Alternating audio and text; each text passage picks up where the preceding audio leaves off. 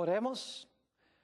Padre Celestial, te damos gracias en este día por el privilegio de encontrarnos en este lugar con el único fin de escuchar tu voz a través del estudio de tu santa palabra. Pedimos, Padre, la conducción de tu Espíritu Santo y te damos gracias por escuchar nuestra oración, porque te lo pedimos en el precioso nombre de tu Hijo, Cristo Jesús. Amén. Para comenzar nuestro estudio de hoy, quiero hacer un repaso de un capítulo profético muy importante de la Sagrada Escritura. Me refiero específicamente a Daniel, el capítulo 7. Y el repaso lo voy a hacer rápido porque quiero especialmente llegar a un poder que se conoce como el cuerno pequeño. En Daniel, el capítulo 7, tenemos varias bestias. La primera bestia es un león, que representa el reino de Babilonia. Luego tenemos un oso. El oso representa el reino de los medos y los persas. Luego tenemos un leopardo. El leopardo representa el reino de Grecia. Luego tenemos una cuarta bestia, espantosa y terrible. Esto se halla en el capítulo 7 y el versículo 23. Esta cuarta bestia representa al Imperio Romano. Y luego entonces dice la Biblia que en la cabeza de este dragón, de este cuarto animal, surgen 10 cuernos que representan las 10 divisiones del Imperio Romano. Y luego llegamos al momento cuando se manifiesta el cuerno pequeño. Quiero específicamente leer con ustedes Daniel, el capítulo 7, y los versículos 23 y 24 para captar el contexto. Dice allí en el versículo 23, dijo así: la cuarta bestia será un cuarto reino en la tierra, el cual será diferente de todos los otros reinos, y a toda la tierra devorará, trillará y despedazará. Este es el Imperio Romano. Luego noten el versículo 24. Y los 10 cuernos significan que de aquel reino se levantarán 10 reyes o reinos. Es decir, de Roma se iban a levantar 10 reyes o reinos. Y esto sucedió precisamente cuando el Imperio Romano fue dividido como resultado de las invasiones de las tribus bárbaras. En realidad, esto sucedió para el año 476 después de Cristo. Y luego notamos en el versículo 24 que surge otro poder de la cabeza de esta cuarta bestia. Nuevamente el versículo 24. Y los 10 cuernos significan que de aquel reino se levantarán 10 reyes y tras ellos se levantará otro, el cual será diferente de los primeros y a 3 reyes derribará. Así que tenemos la cuarta bestia, luego la cuarta bestia le surgen 10 cuernos y luego en medio de los 10 un cuerno pequeño. Cuarta bestia es Roma. Los 10 cuernos son las divisiones de Roma que se completaron en el año 476 y luego tenemos el cuerno pequeño. Noten que el cuerno pequeño, según el versículo 25, gobierna cierto periodo de tiempo. Noten Daniel 7 y el versículo 25 y recuerden específicamente los puntos claves porque volveremos a ellos después. Dice, y hablará palabras contra el Altísimo. Recuerden eso, el cuerno pequeño habla palabras contra el Altísimo. Y a los santos del Altísimo quebrantará, es decir, persigue al pueblo de Dios. Y luego dice, y pensará en cambiar los tiempos y la ley. Y entonces nos dice cuál será su periodo de dominio cuando declara en la última parte del versículo 25, y serán entregados en su mano hasta tiempo, tiempos y la mitad de un tiempo. Queremos hacernos algunas preguntas en cuanto a Daniel 7 y el versículo 25. Primero, ¿qué representa el cuerno pequeño? Segundo, ¿qué significa cambiar los tiempos y la ley? Ahora, debo decirles que en las profecías un día equivale a un año. Así que 3 tiempos y medio, 3 años y medio, multiplicados por 360 días cada año, que es el año profético de la Biblia, nos da 1260 días o 1260 años. Es decir, el cuerno pequeño iba a gobernar 1260 años, iba a hablar palabras grandes contra el Altísimo, iba a perseguir los santos del Altísimo e iba a pensar o intentar cambiar los tiempos y la ley. Ahora, mirando la historia, no cabe duda alguna de que este cuerno pequeño representa otra Roma, porque sale de la cabeza de la cuarta bestia que representa Roma. Es decir, este cuerno pequeño que gobernó 1260 años representa a Roma papal o al papado. Ahora, queremos estudiar qué significa el cambio de los tiempos y la ley. Para hacerlo, quiero invitarles que regresen conmigo a Daniel el capítulo 2 y el versículo 21. Daniel 2 y el versículo 21. En este versículo se nos dice que Dios hace tres cosas.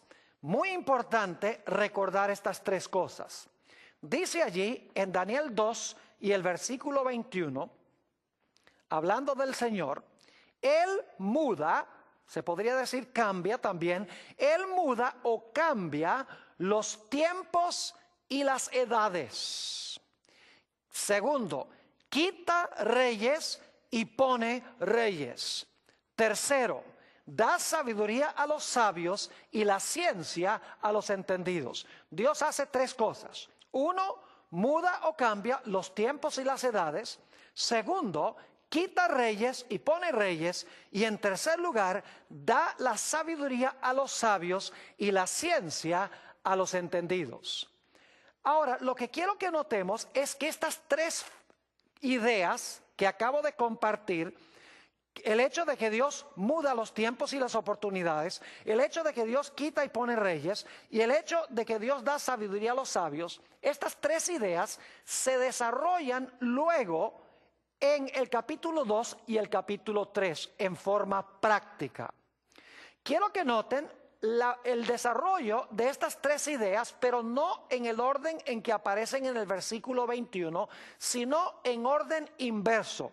Es decir, se van a desarrollar no en el orden de que Dios cambia los tiempos y las edades, quita reyes y pone reyes y da sabiduría a los sabios, sino cuando se desarrollan las ideas, empieza con el hecho de que Dios da sabiduría a los sabios, luego continúa hablando de que Dios quita y pone reyes y luego termina hablando del hecho de que Dios cambia los tiempos y las oportunidades.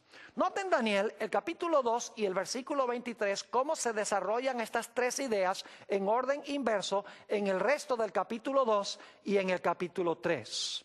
Daniel, el capítulo 2 y el versículo 23 nos dice lo siguiente en cuanto al sueño que recibió el rey Nabucodonosor. Dios le mostró el sueño luego a Daniel.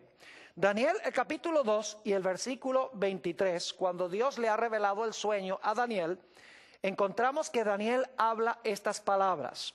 A ti, oh Dios de mis padres, te doy gracias y te alabo, porque me has dado, fíjense esto, porque me has dado sabiduría y fuerza, y ahora me has revelado lo que te pedimos, pues nos has dado a conocer el asunto del rey. Noten entonces la tercera idea que mencionamos en Daniel 2:21 se desarrolla aquí en el versículo 23, donde nos dice que Dios dio sabiduría a Daniel para saber el sueño y lo que representaba el sueño. Ahora, noten cómo se desarrolla la segunda idea, el hecho de que Dios pone y quita reyes.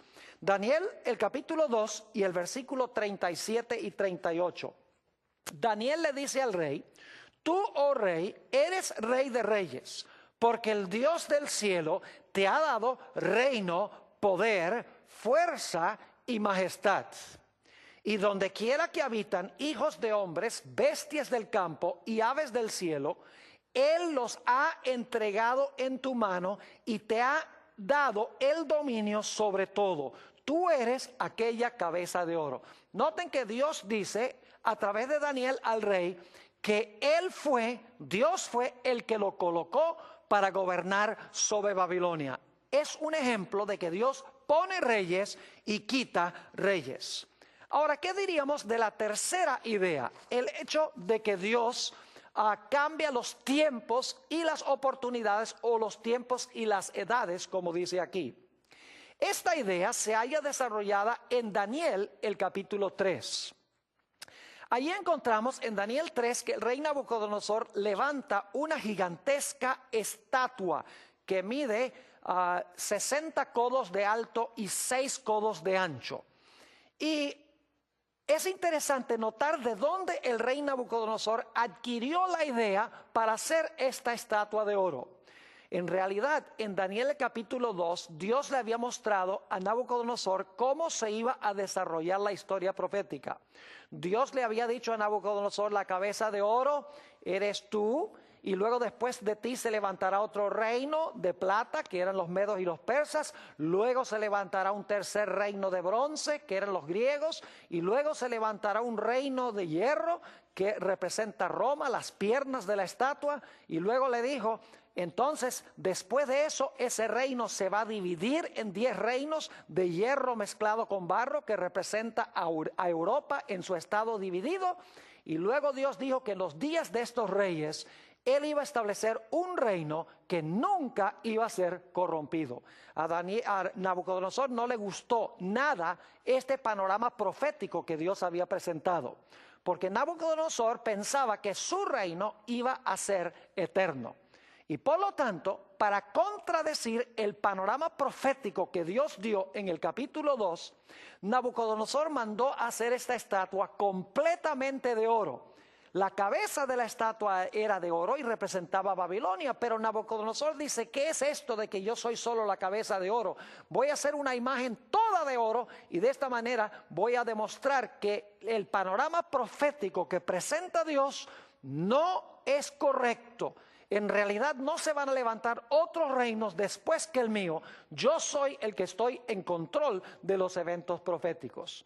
Pero todos sabemos cómo se desarrolló esta historia. Dios alteró los planes del rey. Es decir, Dios alteró el panorama profético que presentaba Nabucodonosor, que era que el reino de él iba a permanecer para siempre. Y Dios lo hizo librando a los jóvenes del horno de fuego. Es decir, que Nabucodonosor procuró cambiar los tiempos, procuró cambiar el panorama profético de Dios, pero Dios interrumpió sus planes y demostró que en realidad Él estaba en control de los tiempos proféticos y que las profecías se iban a cumplir exactamente como Él había dicho. Entonces, vuelvo a preguntar: ¿qué significa el cambiar los tiempos? Sencillamente significa que el cuerno pequeño iba a pensar de alguna manera en cambiar el calendario profético de Dios, el orden de eventos proféticos que Dios ha establecido, el lugar donde se van a cumplir esas profecías, con quiénes se van a cumplir esas profecías, cuándo se van a cumplir esas profecías. En otras palabras, el cuerno pequeño iba a hacer lo que intentó hacer el rey Nabucodonosor. Iba a intentar cambiar el panorama profético que Dios ha presentado en las profecías, y quiere presentar un panorama profético rival o distinto. Ahora quiero leer algunos versículos de la Biblia a donde se usa la palabra tiempos, porque necesitamos entender que cuando dice la Biblia que el cuerno pequeño iba a pensar cambiar los tiempos, no está hablando de tiempo de calendario, no está hablando de horas y de días en forma común y corriente. En realidad, cuando usa la palabra tiempos, está hablando de los eventos proféticos que Dios ha colocado en su calendario. Es decir, el cuerno pequeño iba a pensar cambiar en alguna forma el orden de eventos que Dios ha establecido, que se van a ocurrir de acuerdo a su calendario profético. Quiero que noten, en primer lugar, que el periodo de dominio del cuerno pequeño se expresa como tiempo tiempos y la mitad de un tiempo. Fíjense allí que se usa la palabra tiempo y tiempos para referirse al periodo de dominio del cuerno pequeño. Es decir, la expresión tiempo, tiempos, la mitad de un tiempo, tiene que ver con eventos proféticos. También en Daniel 4 y el versículo 25, encontramos que cuando Nabucodonosor enloqueció por 7 años, Dios expresó ese periodo profético en cuanto a lo que iba a ocurrir con Nabucodonosor con la palabra tiempos. Es decir, la palabra tiempos denotaba un evento profético. Noten Daniel 4 y el versículo 25. Dice Daniel al rey que te echarán de entre los hombres y con las bestias del campo será tu morada. Y con la hierba del campo te apacentarán como a los bueyes. Y con el rocío del cielo serás bañado. Y ahora escuchen. Y 7 tiempos pasarán sobre ti. Fíjense que la palabra tiempos se usan para describir un evento profético futuro.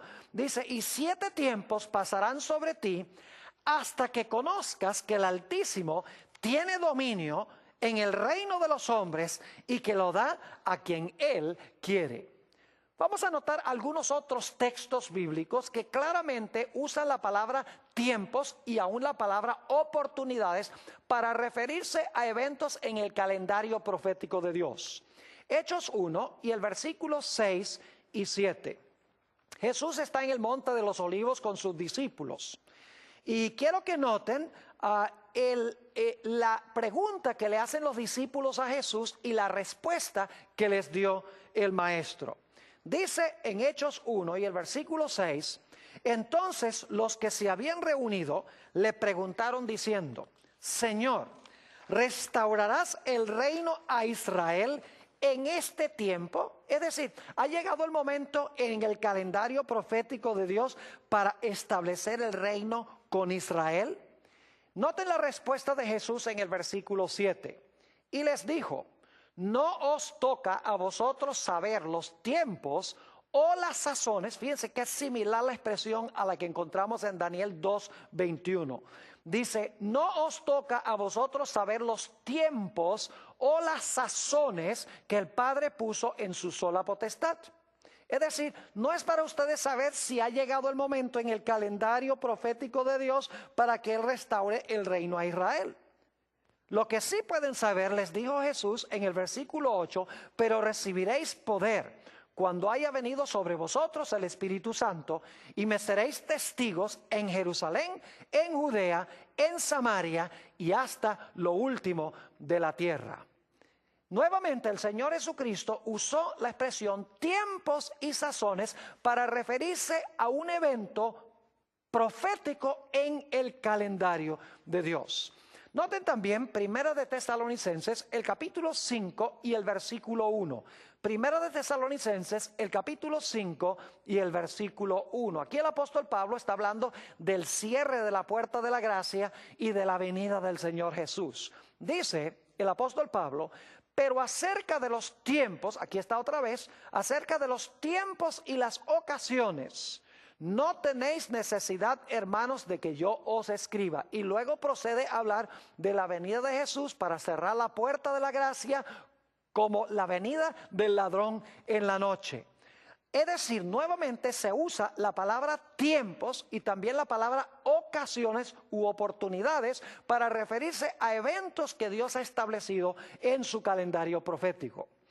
También vamos a notar Hechos, el capítulo 3 y el versículo 19 hasta el versículo 21. Hechos 3, 19 al 21. Dice aquí el apóstol Pedro en el día del Pentecostés, así que arrepentíos y convertíos, para que sean borrados vuestros pecados, para que vengan de la presencia del Señor tiempos de refrigerio. Fíjense que está hablando del derramamiento final del Espíritu Santo en la historia del mundo y se refiere a este evento con la expresión tiempos de refrigerio. Y Él envíe a Jesucristo que os fue antes anunciado, Aquí en desierto es necesario que el cielo reciba, ahora escuchen esto, hasta los tiempos de la restauración de todas las cosas de que habló Dios por boca de sus santos profetas que han sido desde el tiempo antiguo. Nuevamente, 2 veces en estos versículos se usa la palabra tiempos para referirse a eventos en el calendario profético de Dios. El primer uso describe el derramamiento final del Espíritu Santo y la segunda expresión, tiempos, se usa en relación con la restauración de todas las cosas en la segunda venida de Jesús. También se usa en las profecías la palabra tiempo en singular para referirse a eventos proféticos. Noten Mateo, el capítulo 26 y el versículo 18. Mateo 26 y el versículo 18. Esto se está realizando en realidad en la fiesta de la Pascua que está por llegar. Dice, y él dijo, id a la ciudad a cierto hombre y decidle, el maestro dice, mi tiempo está cerca. En tu casa celebraré la Pascua con mis discípulos. Fíjense que Jesús dice, mi tiempo está cerca. Jesús se está refiriendo aquí al momento en el calendario de Dios cuando Él debía morir en la cruz. En realidad, en la profecía de las 70 semanas de Daniel, el capítulo 9, nos dice que en toda la mitad de esa última semana el Mesías iba a ser cortado, el Mesías iba a morir.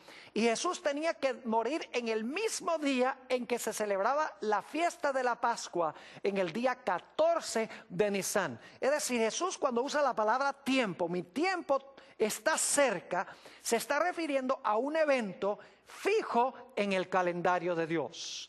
Noten Lucas, el capítulo 21 y el versículo 24, otra vez se usa la palabra tiempos para describir un evento profético.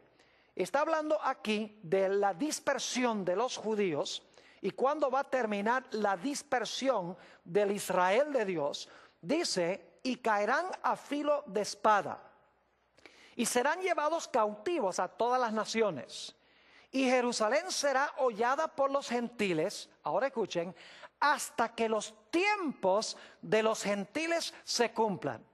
Fíjense que aquí se usa la expresión hasta que los tiempos de los gentiles se cumplan. Ahora surge la pregunta, ¿cuántos son los tiempos de los gentiles? ¿Será que Dios ha establecido un periodo de tiempo específico en su calendario que se describe como tiempos de los gentiles? Claro que sí. Quiero que noten en Lucas 21, 24 que hay varios elementos. En primer lugar, nos habla de Jerusalén. En segundo lugar, nos dice que será hollada. En tercer lugar, nos dice que será hollada por los gentiles. Y en cuarto lugar, será hasta que los tiempos de los gentiles se cumplan. Ahora fíjense Apocalipsis 11, 2 y 3, a donde aparecen las mismas 4 ideas, pero no usa la palabra tiempos en forma indefinida, sino que da un periodo de tiempo específico. Dice allí en Apocalipsis 11, 2 y 3, pero el patio que está fuera del templo, déjalo aparte y no lo midas, porque ha sido entregado a los gentiles. Fíjense el primer elemento, ha sido entregado a los gentiles.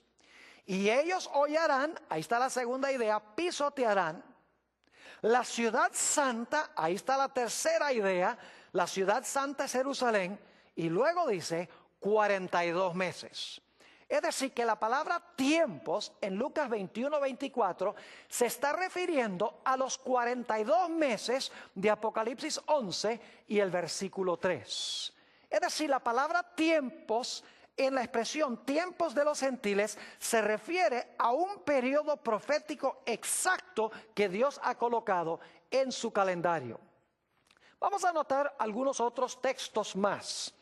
Marcos el capítulo 1 y el versículo 15, Jesús se acaba de bautizar y está por comenzar su ministerio. Dicho sea de paso, la profecía de Daniel 9 de las 70 semanas también daba la fecha exacta en que el Mesías iba a ser ungido o bautizado para comenzar su ministerio. Dice en Marcos 1 y el versículo 15, después que Juan fue encarcelado, Jesús vino a Galilea predicando el evangelio del reino de Dios, diciendo, se acababa de bautizar, diciendo, el tiempo se ha cumplido y el reino de los cielos se ha acercado. Arrepentíos y creed en el evangelio. Fíjense que la profecía de las 70 semanas, por lo menos el inicio de la última semana, se había cumplido. Jesús había sido bautizado y aquí Jesús dice, el tiempo se ha cumplido. Otra vez la palabra tiempo se usa para describir un evento en el calendario profético de Dios. Notemos también Hechos, el capítulo 17 y el versículo 26. Hechos 17 y el versículo 26. Aquí nos dice que Dios tiene un calendario que ha prefijado desde antes que las cosas ocurran. Dice el apóstol Pablo, hablando a los filósofos en Grecia, y de una sangre ha hecho todo el linaje de los hombres para que habiten sobre toda la faz de la tierra, y les ha, noten esto, les ha prefijado el orden de los tiempos y los límites de su habitación. Noten también Gálatas, el capítulo 4 y el versículo 4. Vez tras vez, mis amigos, la palabra tiempos y el singular tiempo se refiere a eventos en el calendario profético de Dios. Dice en Gálatas 4 y el versículo 4, pero cuando vino el cumplimiento del tiempo, es decir, cuando vino el momento en el calendario de Dios preciso, Dios envió a su Hijo, nacido de mujer y nacido bajo la ley. Nuevamente nos habla del cumplimiento del tiempo, un evento específico en el calendario profético de Dios. Noten también Apocalipsis, el capítulo 12 y el versículo 14. Nuevamente la palabra tiempo, la palabra tiempos, medio tiempo, tiene que ver con eventos proféticos. Dice allí en Apocalipsis 12 y el versículo 14, hablando de la iglesia perseguida durante la Edad Media, y se le dieron a la mujer las dos alas de gran águila, para que volase de delante de la serpiente al desierto, a su lugar, donde es sustentada por un tiempo y tiempos y la mitad de un tiempo. Noten otra vez que las palabras tiempo, tiempos, medio tiempo, se refiere al poder, al tiempo del dominio del poder papal, del poder del cuerno pequeño, cuando la iglesia de Dios iba a huir al desierto, según dice aquí. Leamos, aunque sea un texto más que usa la palabra tiempo para referirse a eventos proféticos de Dios. En Apocalipsis 10:6 nos está hablando del hecho de que ya iban a concluir los tiempos proféticos. Es decir, no hay ninguna profecía de tiempo en la Biblia que aún se cumple después de lo que se describe en Apocalipsis 10 y el versículo 6.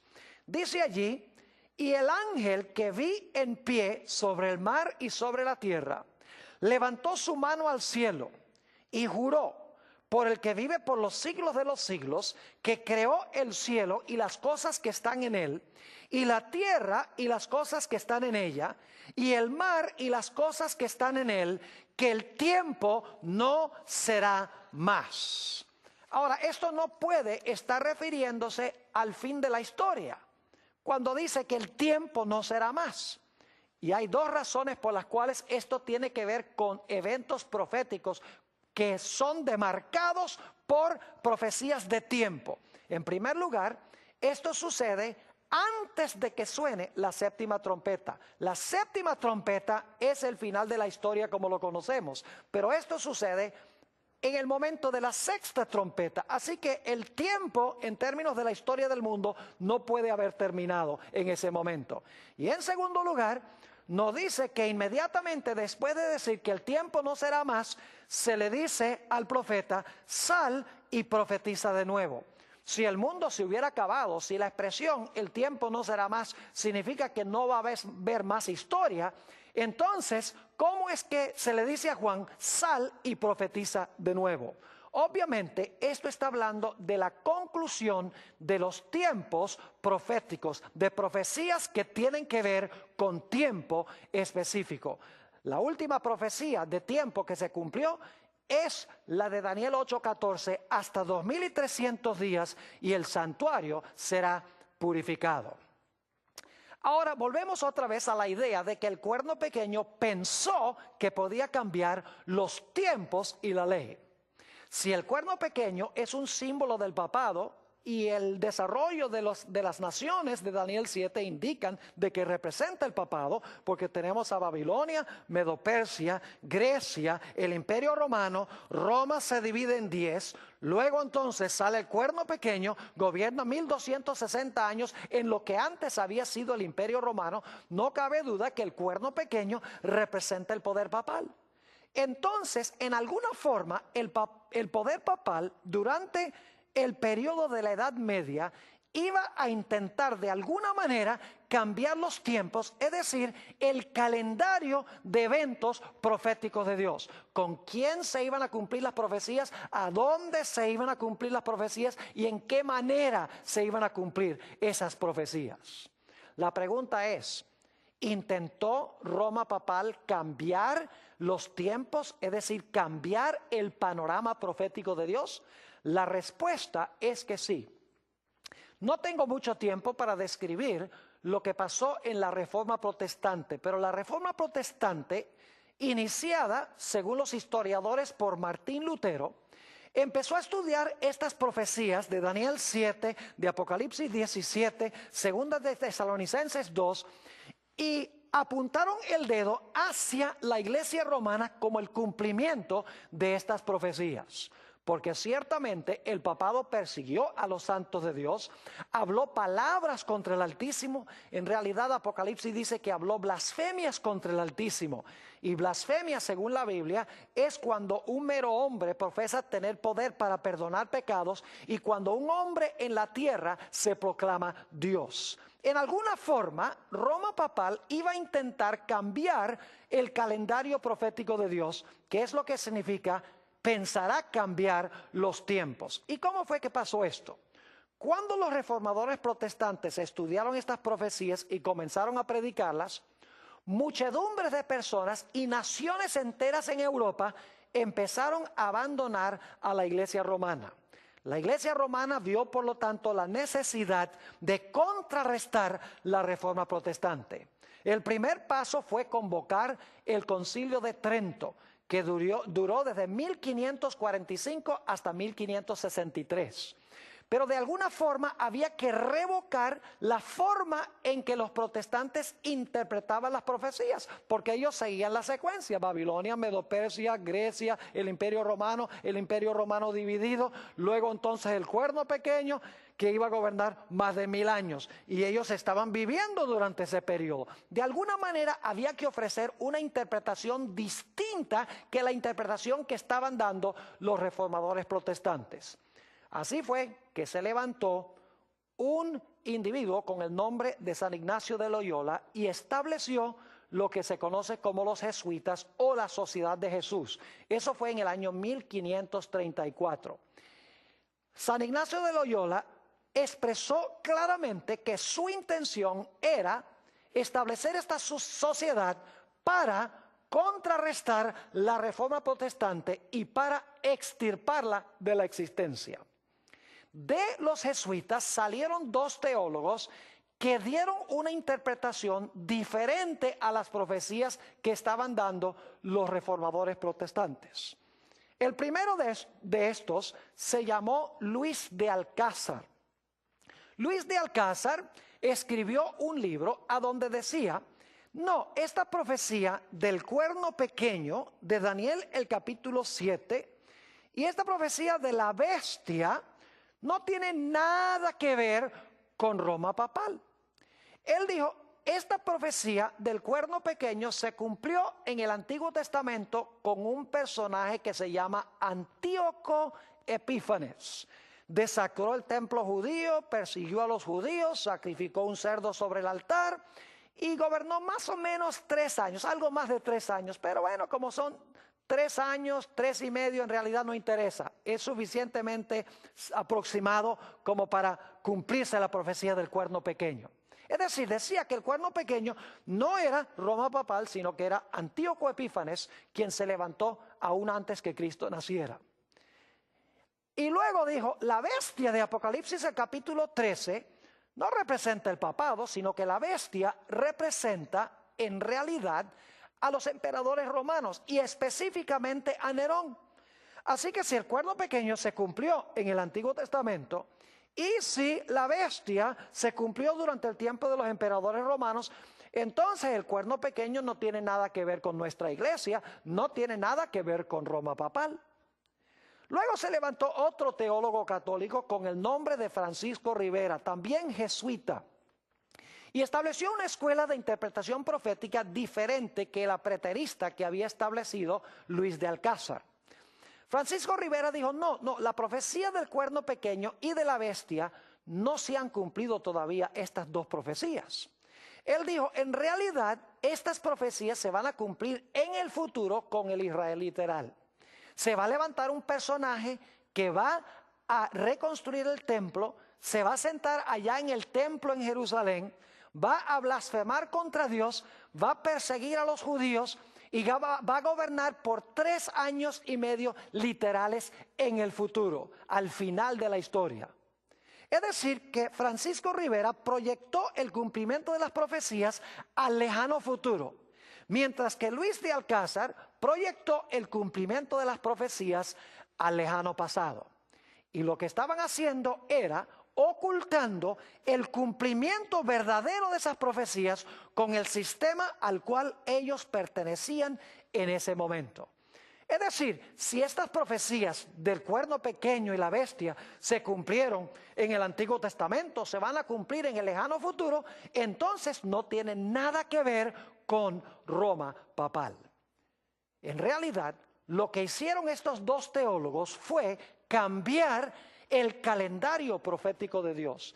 Cambiaron la secuencia del cumplimiento de los eventos, el lugar donde se iban a cumplir las profecías, con quién se iban a cumplir las profecías, cuánto tiempo iba a dominar aquel en quien se cumplían las profecías, de qué manera iba a cumplir estas profecías. Todo esto lo ocultó proyectando el cumplimiento al futuro o al pasado. De esa manera nadie podía ver que estas profecías se estaban cumpliendo en aquella época. Pero Dios profetizó que cuando llegara este tiempo a su fin, el tiempos y la mitad de un tiempo, Dios iba a levantar a un pueblo que iba a contrarrestar estas dos cosas que intentó cambiar el cuerno pequeño. Noten Apocalipsis, el capítulo 12 y el versículo 17. Apocalipsis, el capítulo 12 y el versículo 17. El contexto indica que este versículo se está cumpliendo inmediatamente después del versículo 14 al 16, donde habla de los 1260 días o los 1260 años. Es decir, apenas terminan los 1260 años, se cumple este versículo que voy a leer. Dice allí en Apocalipsis 12, 17, entonces el dragón se llenó de ira contra la mujer. El dragón es Satanás, la mujer representa a la iglesia. Y se fue a hacer guerra contra el resto de la descendencia de ella. Y ahora noten las dos características: los que guardan los mandamientos de Dios y tienen el testimonio de Jesucristo. ¿Qué dos cosas intentó hacer el cuerno pequeño? Pensó que podía cambiar los tiempos y la ley. Al final de este periodo dice que Dios levanta a un pueblo contra el cual Satanás está enojado y guardan los mandamientos de Dios y tienen el testimonio de Jesucristo. Antes de seguir comentando sobre esto, debo decirles que la iglesia romana también hizo el intento de cambiar la santa ley de Dios. Si ustedes van a una Biblia católica, van a encontrar que en Éxodo 20 y el versículo 8 al 11 dice que el séptimo día es el sábado de Jehová. Es decir, la misma Biblia católica dice que el sábado es el día de reposo. Y van a encontrar también en el segundo mandamiento que dice que no debemos hacer imágenes ni debemos inclinarnos ante esas imágenes. Pero si ustedes van a los catecismos católicos, van a descubrir que en los catecismos no aparece un comentario sobre el segundo mandamiento. El segundo mandamiento es sustraído de la santa ley de Dios. Y claro, cuando uno saca el segundo mandamiento, uno queda nada más con 9. Así que la Iglesia romana lo que hace es sacar el segundo. Esto es en los catecismos, no en la Biblia, porque en la Biblia está el mandamiento sobre las imágenes. Pero en los catecismos sacan el segundo mandamiento y para quedar con 10, dividen el 10º mandamiento en 2. No codiciarás los bienes de tu prójimo y no codiciarás la mujer de tu prójimo. Pero también en los catecismos dice que el mandamiento del sábado sencillamente significa santificar las fiestas. En realidad el cuarto mandamiento dice que el 7º día es sábado de Jehová tu Dios. La Iglesia Católica ha profesado tener el poder para cambiar el día de reposo. Por eso guardan el domingo en vez del sábado. Es decir, que la Iglesia romana pensó que podía cambiar la ley de Dios, sustrayendo el segundo mandamiento en los catecismos y poniendo el domingo como día de reposo, y procuró cambiar también los tiempos proféticos de Dios, cómo se iban a cumplir las profecías, estableciendo un método de interpretación preterista y estableciendo un método de interpretación futurista. Pero Apocalipsis 12:17 dice que Dios iba a levantar a un pueblo en los últimos días contra el cual Satanás iba a estar enojado. Un pueblo que guarda los mandamientos de Dios, incluyendo el cuarto que fue cambiado, y que tienen el testimonio de Jesucristo. Ahora, inmediatamente nos preguntamos, ¿qué es el testimonio de Jesucristo? Bueno, noten lo que dice Apocalipsis, el capítulo 19 y el versículo 10. Apocalipsis 19 y el versículo 10. Aquí está hablando de Juan, quien se postra delante de un ángel que viene a él. Dice, y yo me postré a sus pies para adorarle. Y él me dijo, mira, no lo hagas. Yo soy consiervo tuyo y de tus hermanos que retienen el testimonio de Jesús. Adora a Dios porque el testimonio de Jesús es el espíritu de la profecía. Ahora sabemos que la expresión en Apocalipsis 12:17, donde dice que el remanente tendrá el testimonio de Jesucristo, significa que iba a tener el espíritu de profecía o iba a tener en su medio el don de profecía. Es decir, después de los 1260 años, Dios iba a levantar a un pueblo que iba a tener dos características para contrarrestar las dos cosas que intentó hacer el cuerno pequeño. En primer lugar, iban a guardar los mandamientos de Dios, incluyendo el mandamiento que intentó cambiar el cuerno pequeño.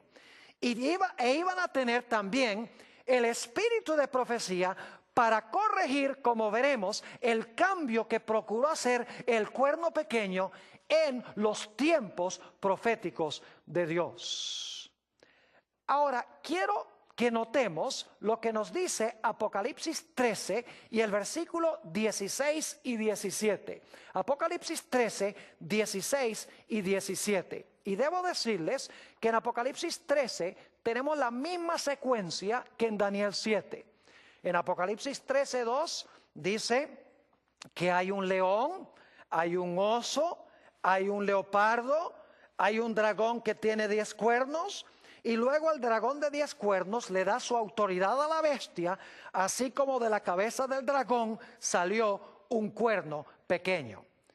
Ahora, en Daniel 7, el énfasis es que durante los 1260 años, el cuerno pequeño iba a intentar cambiar los tiempos proféticos de Dios, el calendario profético de Dios, e iba a intentar cambiar la ley de Dios. Pero en el libro de Apocalipsis, el énfasis recae en lo que va a suceder en el futuro. Es decir, el cambio que hizo en la ley de Dios y el cambio en el calendario profético de Dios, en el tiempo del fin se iba a levantar para intentar cambiar eso, no solamente en Europa, sino a nivel global. Noten lo que dice Apocalipsis 13, 16 y 17. Dice, y hacía que a todos, pequeños y grandes, ricos y pobres, libres y esclavos, se les pusiese una marca en la mano derecha o en la frente, y que ninguno pudiese comprar ni vender, sino el que tuviese la marca, fíjense, el que tuviese la marca o el nombre de la bestia o el número de su nombre. Es decir, que esta bestia de Apocalipsis 13 iba a imponer la marca de la bestia. Ahora, ¿qué es la marca de la bestia? La marca de la bestia, y no tengo tiempo para entrar en todos los detalles, pero la marca de la bestia representa el cambio que se hizo en la santa ley de Dios. La Iglesia Romana dice, el cambio del día de reposo es nuestra marca de autoridad. Porque si nosotros podemos cambiar la ley de Dios, significa que el poder nuestro no es solamente humano, sino que nuestro poder también es divino. Es decir, que en el tiempo del fin, dice aquí en Apocalipsis el capítulo 13, que la bestia iba a imponer su marca, que es el cambio en la ley de Dios, e iba a imponer su marca bajo pena de no poder comprar ni vender y bajo pena también de muerte, si leen Apocalipsis 13 y el versículo 15. Es decir, que en el tiempo del fin, esta bestia o el cuerno pequeño en su etapa final iba a imponer el cambio en la ley de una manera obligatoria, y de esta manera el pueblo de Dios, su vida misma, iba a peligrar. Pero ¿qué del cambio que procurará hacer en el tiempo del fin, en los tiempos? Noten Apocalipsis, el capítulo 16 y el versículo 13. Apocalipsis 16 y el versículo 13. Esto está hablando de otra bestia que se levantó de la tierra, se menciona en Apocalipsis 13, y esta bestia es la que impone la marca de la primera bestia. Ahora quiero que noten qué nombre se le da a esta bestia que se levanta de la tierra. Dice, y vi salir de la boca del dragón, y de la boca de la bestia, y de la boca del falso profeta, 3 espíritus inmundos a manera de ranas. ¿Cómo se le llama a esta bestia que se levanta de la tierra, que dicho sea de paso, impone la marca de la bestia, hace una imagen de esa bestia que gobernó 1260 años? Se le llama con el nombre de falso profeta. Tenemos, en otras palabras, en el tiempo del fin, las dos características que menciona Daniel 7 en cuanto al cuerno pequeño y lo que hizo durante los 1260 años. En Daniel 7 y el versículo 25 dice que el cuerno pequeño, que es la iglesia romana, durante los 1260 años, iba a pensar cambiar los tiempos, es decir, el calendario profético de Dios y la ley, específicamente el cuarto mandamiento. La Biblia nos dice en Apocalipsis 12:17 que Dios iba a levantar a un pueblo que guarda los mandamientos de Dios, es decir, va a corregir el cambio en la ley, y que tiene el testimonio de Jesucristo, que es el don de profecía, con el cual ellos van a poder explicar correctamente el calendario profético de Dios, correctamente las profecías de la Biblia. Pero estamos viendo en Apocalipsis 13 que los poderes opuestos al pueblo de Dios no se van a quedar con los brazos cruzados, porque la Biblia nos dice que esta bestia que se levanta de la tierra va a imponer la marca de la bestia, que es el cambio en la ley de Dios. Y en segundo lugar dice que esta bestia que se levanta de la tierra resulta ser un falso profeta también de la bestia que procuró cambiar la ley de Dios. Es decir, para contrarrestar a los que se levantan para guardar los mandamientos de Dios, para corregir con el don de profecía el cambio en el calendario profético de Dios, el diablo va a levantar una segunda bestia, y esa segunda bestia va a imponer el cambio en la ley, que es la marca de la bestia, y va a imponer también un falso panorama profético, y por eso se le llama a esta bestia el falso profeta. Pero gracias a Dios que la Biblia nos dice que Dios va a levantar un pueblo en el tiempo del fin que va a restaurar la ley de Dios, específicamente el sábado, y que va a presentar un panorama profético correcto. ¿Y a dónde se encuentra ese mensaje? En Apocalipsis 14 y el versículo 6 hasta el versículo 12. Vamos a leer ese pasaje. Vi volar por en medio del cielo a otro ángel, que tenía el evangelio eterno para predicarlo a los moradores de la tierra, a toda nación, tribu, lengua y pueblo, diciendo a gran voz: temed a Dios y dadle gloria, porque la hora de su juicio ha llegado. Y ahora escuchen bien. Y adorad a aquel que hizo el cielo y la tierra, el mar y las fuentes de las aguas. Fíjense que este mensaje que Dios ha encomendado a su pueblo en los últimos días, se le ha llamado a proclamar y adorar a aquel que hizo el cielo, la tierra, el mar y las fuentes de las aguas, es decir, al Dios creador. Y según la Biblia, la señal del Dios creador es el sábado. Es más, esta referencia, adorad a aquel que hizo el cielo, la tierra, el mar y las fuentes de las aguas, viene de Éxodo 20 y el versículo 11, el cuarto mandamiento de la santa ley de Dios. Es decir, Dios va a tener un pueblo en los últimos días que va a contrarrestar la marca de la bestia, el cambio en la ley, y va a proclamar el mensaje del Creador, el mensaje del sábado. Pero ese pueblo también va a presentar un panorama correcto de las profecías. Note lo que sigue diciendo en Apocalipsis 14 y el versículo 8. Otro ángel le siguió diciendo: ha caído Babilonia, la gran ciudad, porque ha hecho beber a todas las naciones del vino del furor de su fornicación. Es decir, que el remanente de Dios va a denunciar a Babilonia, va a identificar a Babilonia. Y luego noten el mensaje del tercer ángel, versículo 9. Y el tercer ángel lo siguió diciendo a gran voz: si alguno adora a la bestia y a su imagen, y recibe la marca en su frente o en su mano, él también beberá del vino de la ira de Dios, que ha sido vaciado puro en el cáliz de su ira, y será atormentado con fuego y azufre delante de los santos ángeles y del Cordero.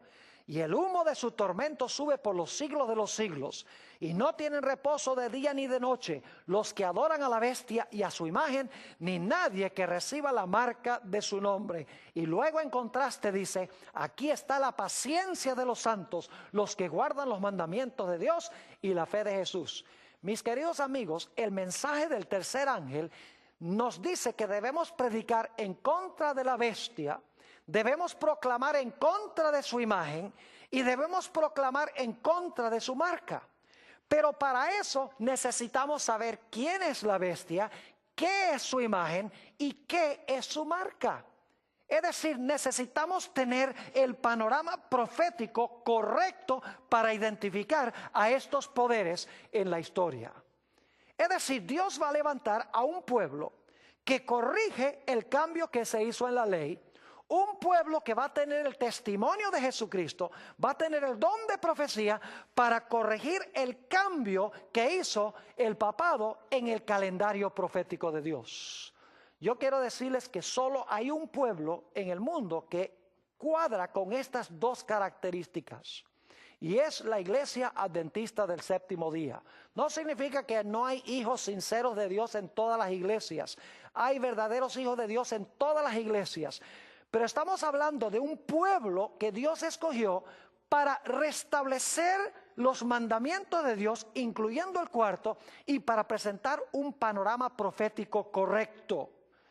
Ahora, la Iglesia Adventista del Séptimo Día, que se levantó alrededor del mismo tiempo que cayó esa bestia que procuró cambiar los tiempos y la ley, enseña a la Iglesia Adventista que debemos guardar todos los mandamientos de Dios, incluyendo el mandamiento del sábado. La Iglesia Adventista no solamente ha restaurado los mandamientos de Dios, incluyendo el cuarto, sino que la Iglesia Adventista tiene en su medio el don de profecía para explicar las profecías correctamente, para que la gente pueda saber cuáles son los poderes que van a jugar un papel muy importante en estos últimos días. En la Iglesia Adventista se encuentra la voz profética a través de los escritos de una mujer llamada Elena G. de White. Tengo en mis manos un libro muy especial y le he tenido que poner cinta varias veces porque lo he leído tantas veces. Se llama El conflicto de los siglos. Si ustedes quieren saber cómo se van a cumplir las profecías de la bestia, de su imagen, de su marca, etcétera, este libro les da la explicación correcta de todas estas profecías. Si alguien quiere un ejemplar del conflicto de los siglos, se pueden poner en contacto con nosotros a través de el internet o a través del teléfono o nuestra dirección postal que van a encontrar al final de esta presentación. Pero en este libro, la autora corre el telón y muestra quién es la bestia, quién es la imagen, cuál es la marca, de tal manera que el pueblo de Dios pueda estar listo para los grandes eventos que van a ocurrir muy pronto en el mundo. Así que en cortas cuentas, el cuerno pequeño, Roma papal, pensó que podía cambiar los tiempos o el calendario profético de Dios y la santa ley, específicamente el sábado.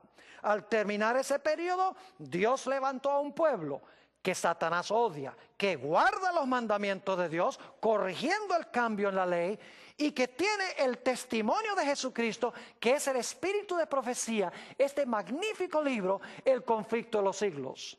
Pero los poderes del mundo no se van a quedar con los brazos cruzados. Se levanta una segunda bestia de la tierra para ayudar al papado a recuperar su poder. Esta bestia impone la marca de la bestia, que es el cambio en la ley de Dios. Y también va a ser el falso profeta de la bestia, predicando el mensaje profético que proclamó la bestia durante los 1260 años. Es decir, el cambio en el calendario profético de Dios. Pero Dios tampoco se puede quedar con los brazos cruzados, porque va a tener un pueblo que proclama los mensajes de los tres ángeles. El mensaje de que debemos adorar al Creador en su santo sábado. Y el mensaje de que debemos tener mucho cuidado de no seguir a la bestia, ni tampoco adorar a su imagen, ni recibir la marca o su señal. Que Dios nos bendiga en este día.